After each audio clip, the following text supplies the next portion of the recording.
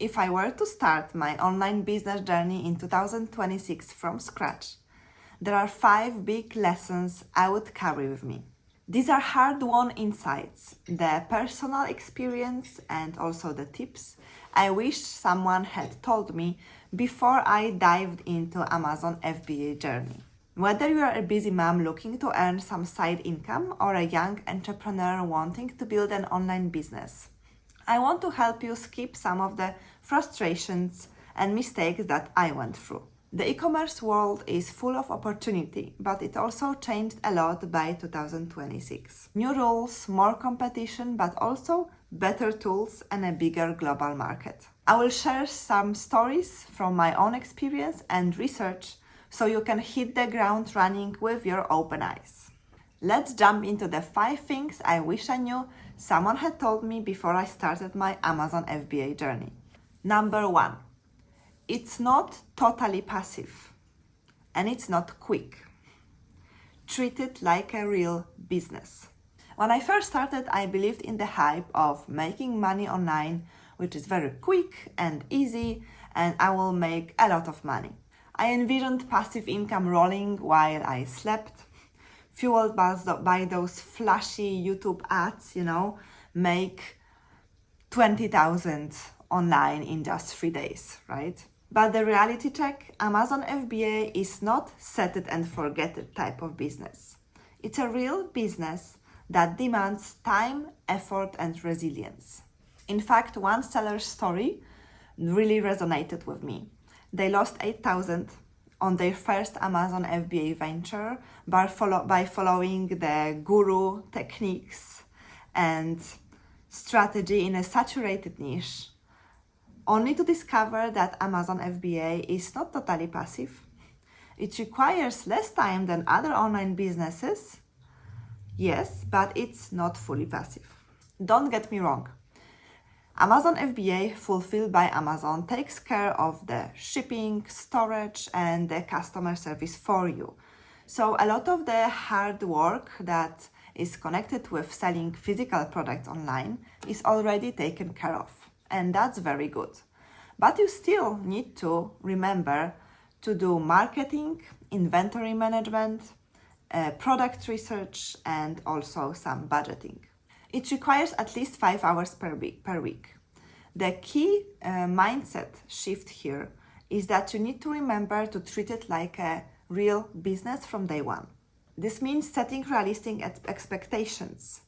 You won't get rich in 30 days, okay? You need to put the consistent work, and you need to understand that early efforts lay the groundwork for some future long-term payoff. On a positive note, treating it seriously means that you get serious results. Success on Amazon gets to those who stick it out and keep learning. I wish I knew earlier that slow and steady wins the race. It's a marathon, not a sprint. Don't be fooled by social media highlights like overnight successes, okay? Embrace the journey, embrace the every bit of effort that you put into learning the ropes and building your brand. And it will pay off down the line. In short, Amazon FBA is a fantastic opportunity, but it's not a magical ATM. It won't get you rich overnight. It's a business that will give you back what you put into it, plus the interest, if you stay the course. It's a business that will allow you to reach financial freedom. It's a business that will allow you to stay home with your kids, earn $20,000 per month, and you won't have to worry about paying bills. You can go on the family vacations whenever and wherever you want. And that's the ultimate goal. When doing Amazon FBA, remember about your ultimate goal. It's a marathon, not a sprint. Number 2, start small, test the waters, and learn fast. When I began, I was so convinced in my first product idea that I nearly ordered like 1,000 units before even checking if this product would sell. That's a rookie newbie mistake. Don't do it. Order like 100 units and see if the product sells. Test the waters first with small order. This approach protects your wallet and also lets you gather real market feedback with minimal risk. So I actually learned it the hard way. I ordered like 500 units of a very trending product. Remember those push pop toys that were trending? So yes, I ordered like 500 units of those. And it turned out that the trend was already peaking. The competition was very fierce and it was like a price war. So price war to the bottom. When I looked at those products before I ordered them, they costed like $20. And then when I looked at them, when my inventory was being shipped to Amazon, they costed like $7. I broke even on those, but I didn't make any profit. Then with another product, I ordered a smaller amount, like 100 units. And guess what? My original idea of the perfect product had flaws. Customer wanted a slightly different variation. But because I only had a small batch, I was able to sell it through, gather reviews and feedback, and then improve the product and pivot, okay, without making a massive sunk cost. This small start saved me from potentially making huge losses, but also gave me invaluable data to make the improvements to the product. So this is a principle that I go by. Start small and learn fast. Don't wait for everything to be perfect, and also don't order 1,000 units. Start small, learn the ropes, make some improvements to the product and iterate. When starting small, you will get hands-on experience with first creating a listing, creating a shipment plan, labeling products, also running like a small ad campaign, all on a manageable scale. So that's very important because you need to learn first. Many experienced sellers are actually testing the market with small amounts, with different products, and seeing which product will make them the most money. And then when the product makes them the most money, with that product, they order more inventory, okay? And by doing that, they let the market tell them where to focus, on which product to focus. And this mindset, launch, learn, iterate, and repeat, will actually save you also from analysis paralysis. Because you are not waiting to start for months. You have the mindset that the first product just is for you to learn, for you to iterate, and for you to repeat and make improvements. So if I were beginning in 2026, I would budget on experimenting on a small scale. It's much less stressful, and ironically, it's often the quickest way to finding the winning product. Number 3, do your homework, do research. I can't emphasize this enough. Product research is the foundation of the successful Amazon business. Early on, I made the mistake going with a product that I personally liked, and I thought that maybe others will like it too, without digging into the data. And this is a classic also newbie mistake. Choosing the product based on personal bias and gut, without looking at the big data, can lead to unpredictable, unprofitable decisions. The market doesn't care what you like. It cares what the customers want and what customers like. So how do you figure that out? By doing your homework, by looking at search volumes, at sales rank, at competition, at trends, and all other data. I use Helium 10 to carry out my product research, and it helps me tremendously to avoid products that are just not profitable, or maybe they have too much competition. You can watch out for oversaturated niches. So avoid jumping into categories that are dominated by some big brands. Not validating the demand, that's also a mistake. Don't assume that the product will sell. Check if people are actually searching for it. Check if they are actually wanting to buy similar items. Now I essentially think like a customer stepping into their shoes.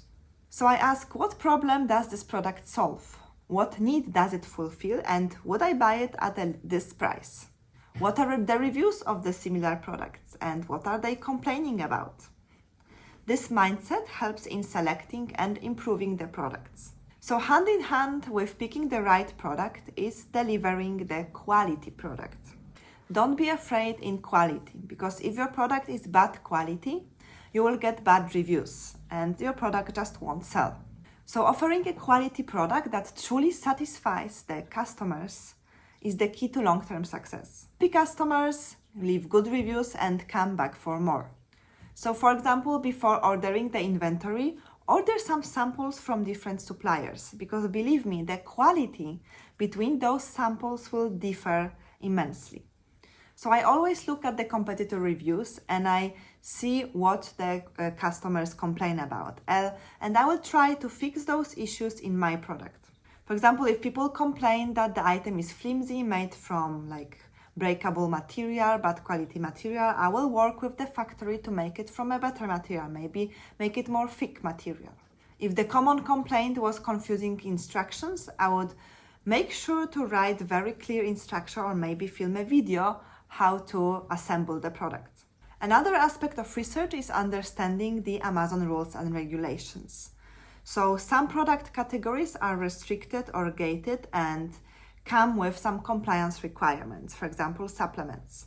So brand restrictions are a big factor. So you might be excited to sell some big brands wholesale or do some retail arbitrage, but then the brand itself or Amazon does restrict you from selling it. So always check if a product is gated. The same goes if your plan is to do private label. You need to check if the maybe product has some patents. Also check the trademarks. And it's worth to ensure that it's not inadvertently violating someone's intellectual property. It's much better to spend several hours researching it than to lose your whole investment or Amazon account because of some avoidable mistakes. So in summary, lesson number 3 is research, research, research.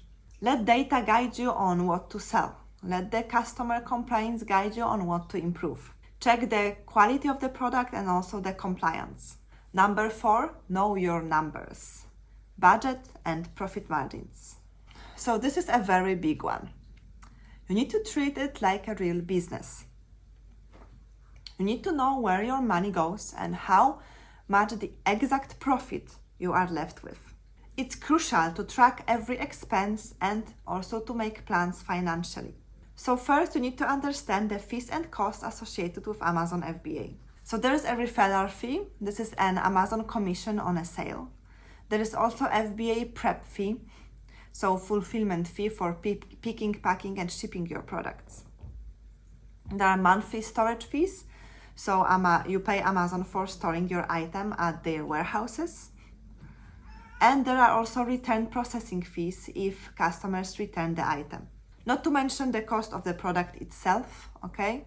Shipping to Amazon warehouses, some import duties, and also advertising costs. So if you make a classic rookie mistake by calculating your profit like this, sale price minus the product cost is the profit, no, it's wrong. Don't do it. Because you are not accounting for Amazon referral fees, you are not accounting for Amazon prep fees, and you are also not accounting for storage fees and for some advertisement costs. I use spreadsheets to write all the costs, and then I calculate the real profit that I'm left with. And I always aim for at least 30% profit margin. By tracking everything, you get a true